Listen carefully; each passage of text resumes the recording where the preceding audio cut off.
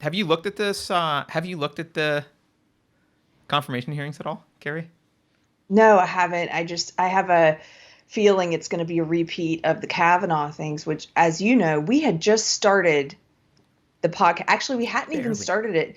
You interviewed me on Unsafe Space, and that's when the Kavanaugh stuff was happening, and I was Yep. going through probably the second of my largest round of unfriendings because I was still heavily in the social justice echo chamber at that time in terms of who all of my friends were. I had built, it took a while to build that kind of echo chamber. So, of course, it took a while to get out of it. And a lot of that happened organically because social justice friends started unfriending me. Um, the Kavanaugh thing is something that really helped to solidify my growing opinion that my side was becoming unreasonable and almost like a cult and very religious like in the way that they behaved with a complete disregard for truth and a willingness to do whatever it took to this belief that the ends justify the means, which disgusted me. Yep. And you know my opinions on that. I was livid that they were completely throwing the presumption of innocence out the window just to score politically. They didn't care what they did to that man and his family. It made Nope. me so angry. And so I kind of have been thinking, well, we're going to be seeing a repeat of that. It's going to be a little harder for them this time because it's a woman, but as we know, they don't mind being hypocrites.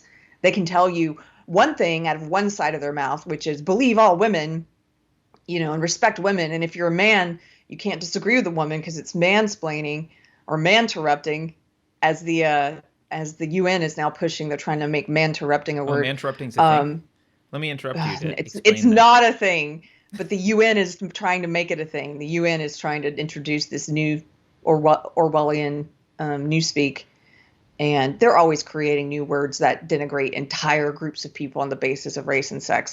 It's no different than the word mansplaining and in how they are going to try and use that word. But they can tell you all these things about shut up and listen to black people and believe all women, and then they're lying. They don't even believe the things they're telling you, and you can see it in their behavior because the second a black person comes along who doesn't agree with woke ideology, or a woman comes along who they don't like, they throw all that out the window and they engage in all the things they've told you you can't do.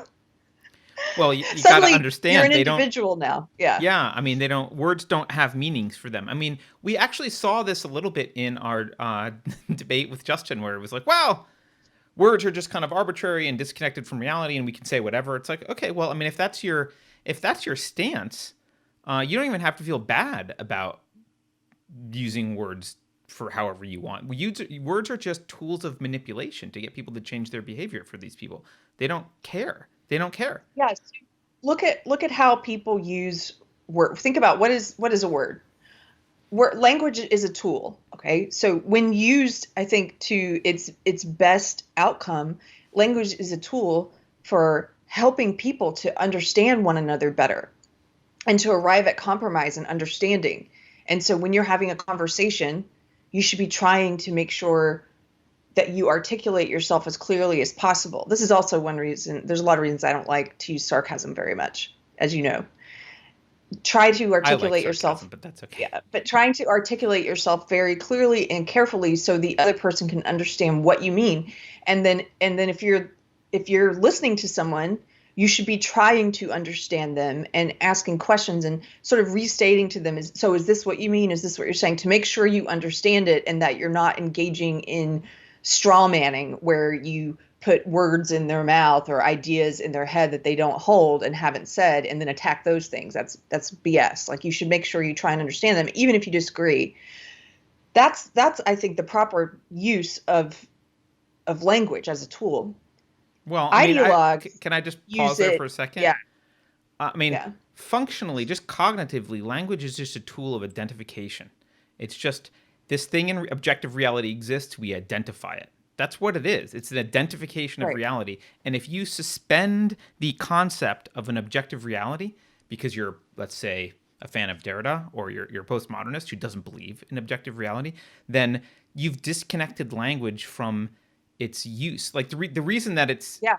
communicable, the reason we can communicate with language, the reason that it's a tool for communication, is because we have a common basis called reality that we are communicating about. Yes. And I'm saying, I saw a black cat walk across the street. That means something to you. You can put those concretes in your head and go, oh, I understand what a black cat is and what a street is and what walking across is. And the fact that he saw it, like, he's communicating information about reality to me.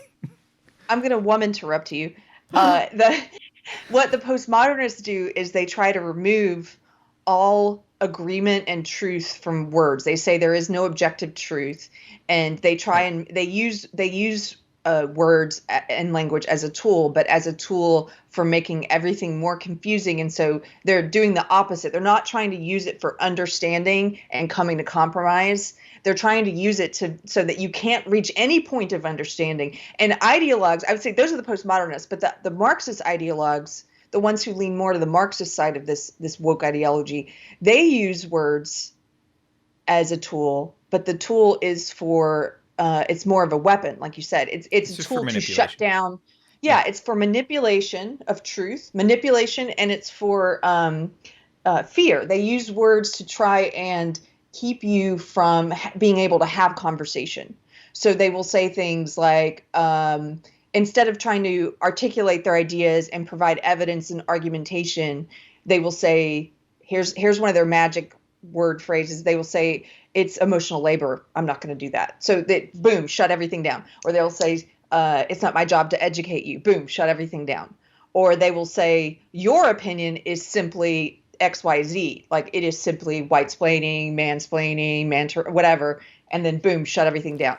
If you look, almost all of what we call their magic words, SJW magic words, are tools to shut down communication and understanding so that the conversation can go nowhere. Well, and they have to do that, right? They have to do that because, and when they employ that tool, because you're going into the conversation assuming that words correspond to some reality.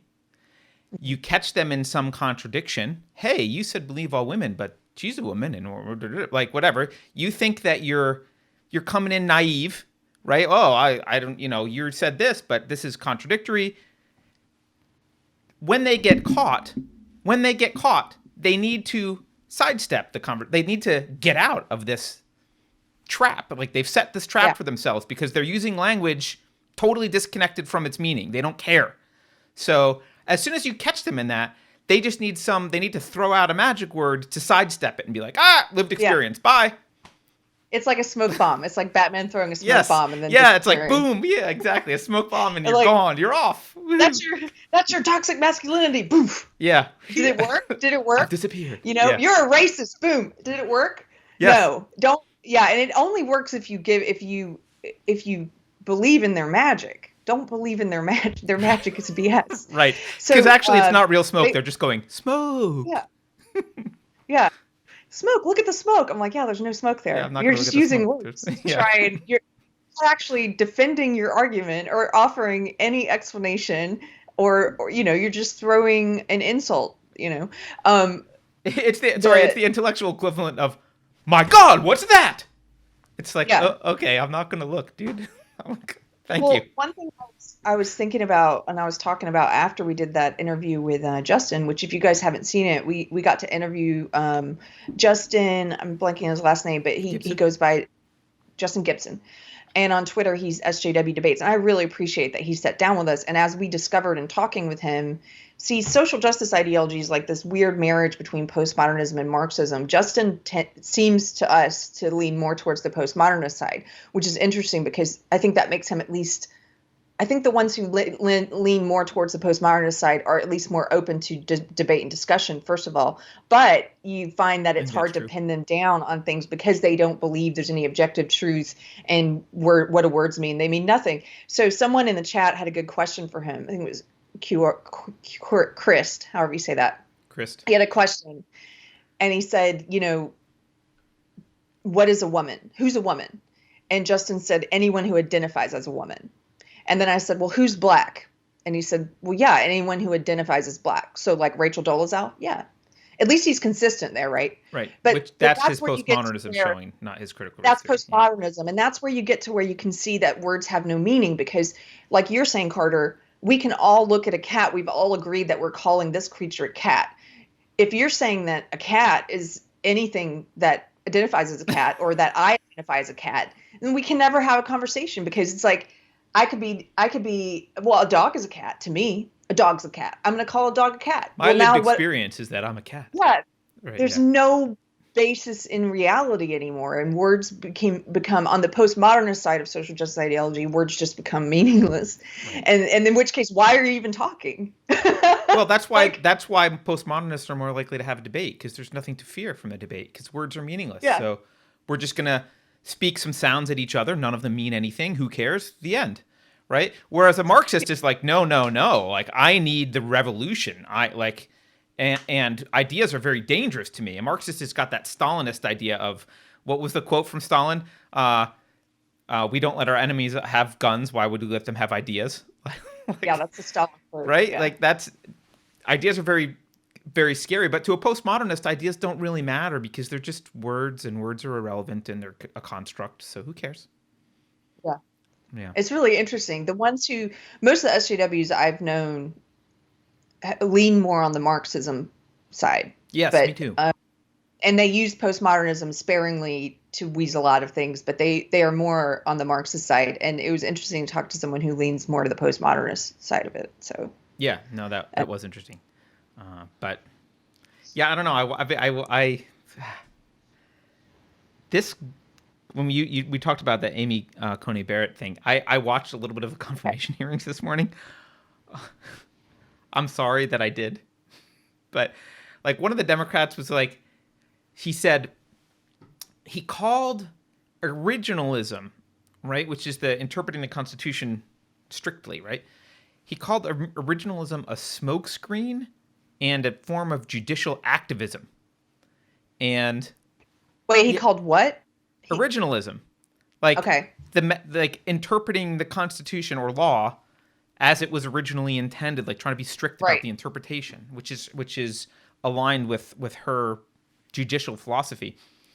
He called it a smokescreen for judicial activism, and just Which is the opposite. That's right. That's what what I was they do. thinking. I was like, oh, so this is completely projection. Like, It's total you guys projection, are yeah. totally about judicial activism. Like, this is Because 100% projection. what's the opposite of originalism? It's saying, oh no, it can be changed and interpreted however you want. That's judicial activism. Right. Yes. Yeah. It's like, I was like, I can't believe he's saying this with a straight face on national television, and everyone's like, like, what insanity are we living in? Like that. He literally. It's like he just said, well, the definition of hot is cold.